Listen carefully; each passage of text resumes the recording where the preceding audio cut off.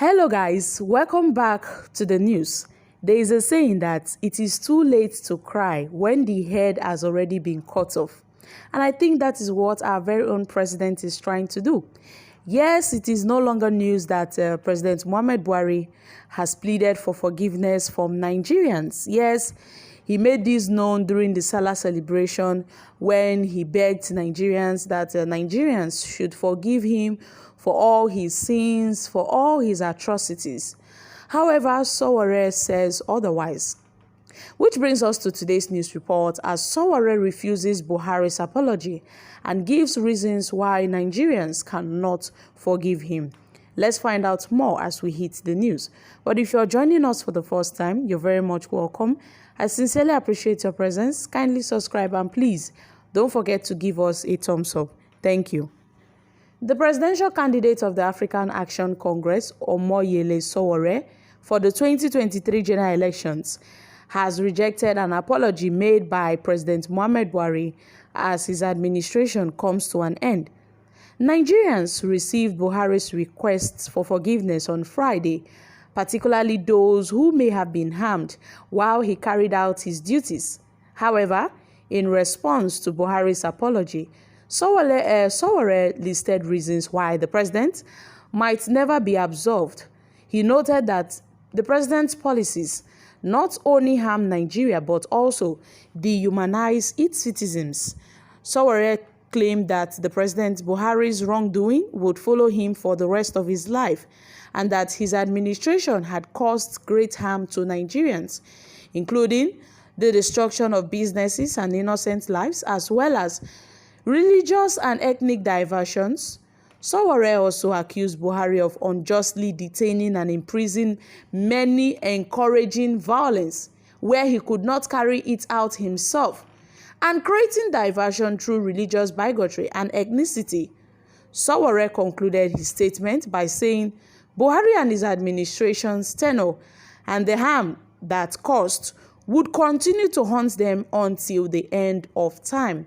My country people, this is really, really serious. Yes, we have known, in fact, we have seen that President Muhammad Buhari's administration have brought about suffering, have brought about hardship, sorrow to Nigerians entirely. I'm telling you the truth. Okay, we recall that in December 2022, yes, the CBN introduced the new naira redesigned, currency. They brought about the new 200, 500, and 1,000 naira notes. And then they gave a deadline on January 31st that Nigerians should take their old notes to the bank. And trust me, many Nigerians took their old notes to the bank, hoping to exchange them for the new notes. And for many weeks, people in this country did not get the new notes. And at the end of the day, the excuse that the CBN was giving us is there is no enough paper to print money, which led to naira scarcity. And in fact, the new naira currency, was very scarce in this country. It was scarce in circulation. So many Nigerians, it brought about tension, it brought about crisis, it brought about chaos. This brought intense hardship on Nigerians to the extent many people started fighting banks. Some people were going around burning banks, burning the properties of banks, and it only took the Supreme Court ruling before the CBN had to release the old notes back into circulation to ease the pains, to ease the tensions faced by Nigerians. And they said the old notes will continue to be in circulation till December 31st, 2023. Yes. And then that was how the CBN had to obey the Supreme Court ruling. I'm telling you, my country people, after many Nigerians have protested, people have cried. Should we talk about the issue of the strike under President Muhammad Buhari? ASU were under strike for how many months? For 8 months. I'm telling you, ASU member went under strike for about 8 months. That is how many days in Buhari's administration? Do you know how many students were at home? I'm telling you. And then we talk about the inflation rate. It has risen, which has caused prices of goods and other basic needs In fact, the prices of goods at this point in time is very high. The poor, they don't have money to buy all these things. They cannot afford it. And under President Muhammad Buhari reign, thousands of Nigerians have been killed. You talk about the Boko Haram, how several children have been kidnapped. People have been kidnapped. You see the farmer and the herders clashes under this Buhari's, reign. And then you talk about the terrorism, the banditry, the insurgency. This is really, really serious. And we can't count how many thousands of people have died in this country due to insecurity. Thousands of people have been killed in Kaduna, in Benue State, as a result of this Boko Haram, as a result of these Fulani herders, mostly the Fulani herders in Benue State.